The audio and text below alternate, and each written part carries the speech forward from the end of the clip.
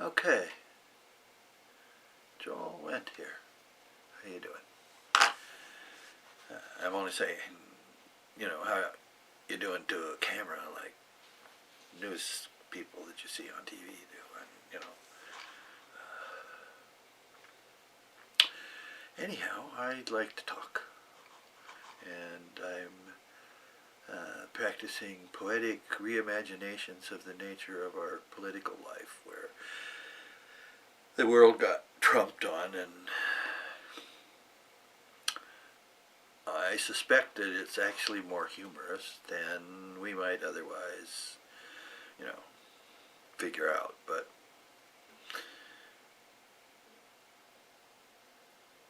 I do wordsmithing, I guess we call it, or some people might call it poetry, and other people might call it philosophy, and it's kind of cheeky sometimes. It's like the physicists who went out and had this particle that they were looking for, like the particle that is the particle that has to be there for there to be mass. That's an interesting question in physics, and it was such an important particle in terms of how they thought the whatever became the now. They called it the God particle.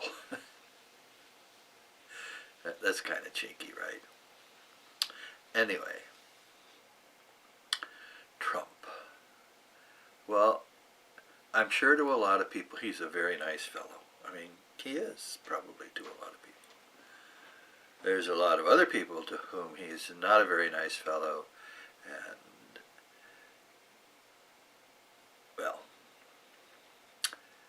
now, Mr. Trump sort of doesn't realize what we need to realize, which is that he's not the only person in the world. And if we treat his existence as the existence of someone who's the only of and is great, powerful, I mean, this is Dorothy in the Emerald City, okay? Dorothy in the Emerald City, she's looking for the great wizard Oz. And if you think of Trump as the great wizard Oz, you need to re-examine the nature of your thinking, because he pushes a bunch of levers, right, in that story, and he makes noises and booms, and he alters his voice, and everybody gets all excited. The great wizard Oz! The great wizard Oz! And then what happens? Well, the dog runs over and he grabs a curtain, opens the curtain, and there's this old guy making the funny noises, right? So that's a kind of American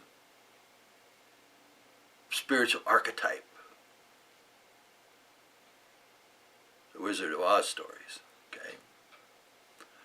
Because the world's full of fakes. That's the wizard. The wizard is a fake. Okay. We're all fakes a little bit, so.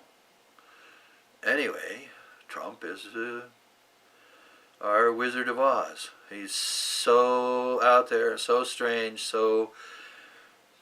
I mean, people say he lacks empathy. I would say he lacks a peculiar concept. And I think he got this peculiar concept by being raised in the scientific age. Okay, so it's like his insight is like an alchemical crucible, right? And all the stuff in his life happens in it.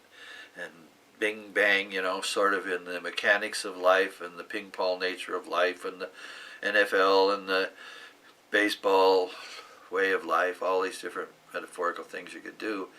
He grows up and he becomes this unusual person, and I don't think he thinks he has an interior life. Now, I think he knows he has an interior life, but he doesn't really think that he has an interior life, because he's spending a lot of time making the world reflect back to him the image he wants to have of himself. All of that. And so when he says statements like I'm smart, or I'm this or that, or I'm a deal maker, and all the affirmations that he persists in doing all the time, right? I mean, he spends a lot of time, not only making affirmations, but having a big audience get all buzzed with it, okay? So it's really something ordinary and real. It's just like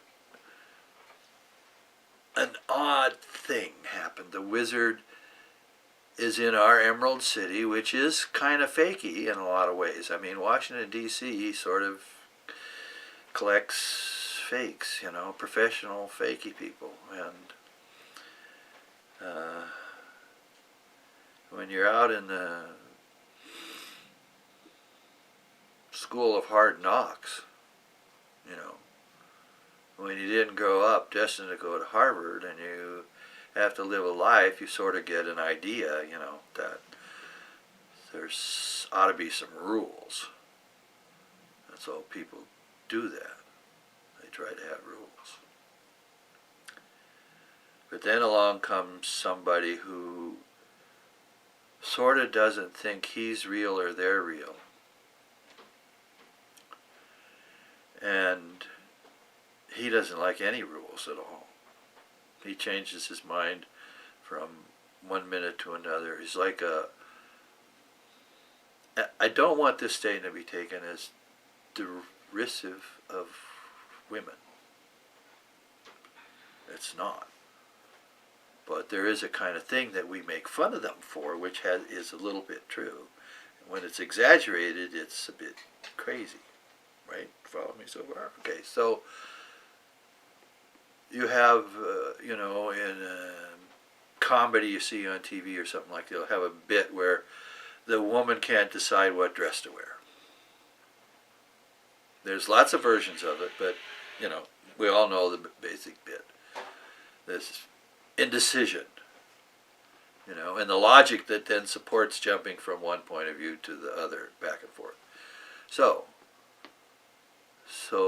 the woman mind inside Trump is like that sort of all the time. And if it couldn't anchor itself in the surrounding world of love and affection, so he's not just, I suppose this is what kind of makes him scary, is we don't ordinarily have a person with that sort of interesting psychological features as President of the United States. We've had some pretty unusual people, lots of different unusual people, but nobody quite trumped the whole thing, okay? His name is so appropriate in so many ways, and we all know this. Anyway,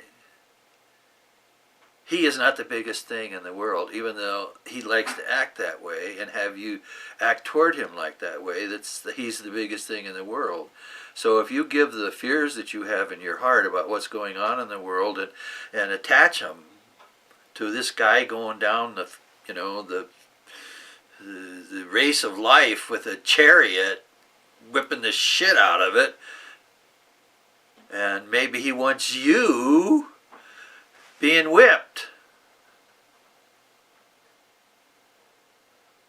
Well, the fact is he's a little tiny thing, just like all the rest of us are, a little tiny thing. And he's inside I don't know, everybody knows the dolls, right? The Russian dolls, you take one off and it's another one, and take the top off, and just endless, right? So Washington, D.C. is sort of like that. Only in Trump's case, he got inside the central doll, but he has to crawl out through the ones that are larger and larger and larger and larger, which we call the Washington bureaucracy or culture or whatever you want to say about it. He doesn't have quite the freedom that he thinks he has, and if you want to ask anybody that knows about that, you ask former President Obama. Okay, you can get to be top dog and find out that all the other dogs, some of them are, well, I hate to use the B word, but I don't know how we get rid of metaphors that aren't sexualized someday. Anyway, so what's the metaphor? I have no idea what's the metaphor for the word I want to use, actually, but let's say unreasonably disagreeable. How's that?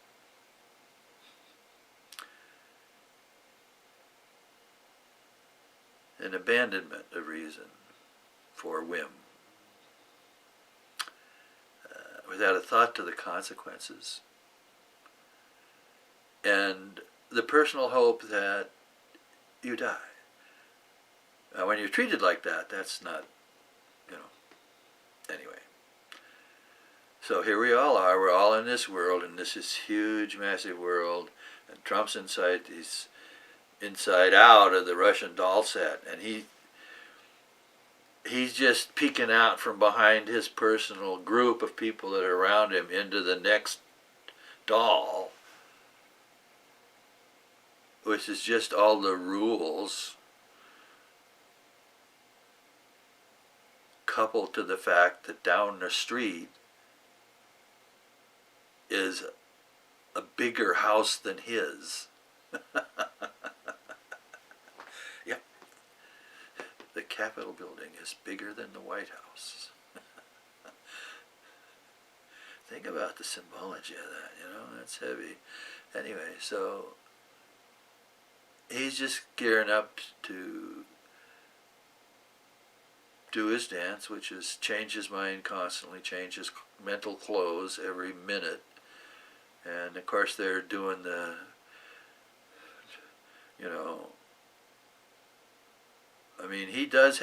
he's an emperor that doesn't have any clothes, but he does have a costume, and the costume's made up of all the people that surround him and say, oh yeah, that was factual. Yep, that was, he was just stating facts, and we have numbers. We can make up any kind of number and fact, and since we can make up any kind of number and fact, then that proves that there's no facts that should be true.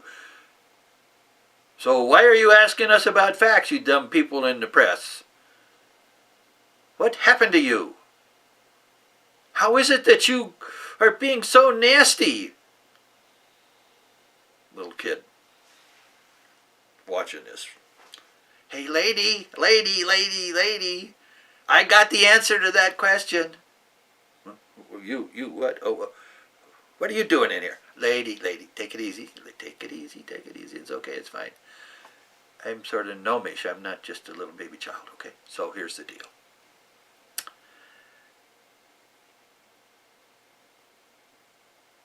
You don't know what you're doing.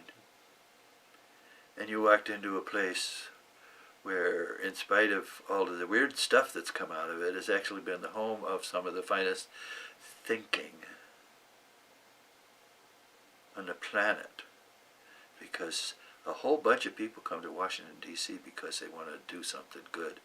And they want to serve something other than themselves. And then you climb to the top, and you're the exact opposite of that, okay, dude? You, Mr. Trump. And you person that speaks for Mrs. Trump. And all of that stuff, I'm bubbling over because, well, let's face it, as those of you who know me, I was nicely stoned while I gave you this piece of my mind. I'm sorry if it's a waste of your time, but you watched it, so duh.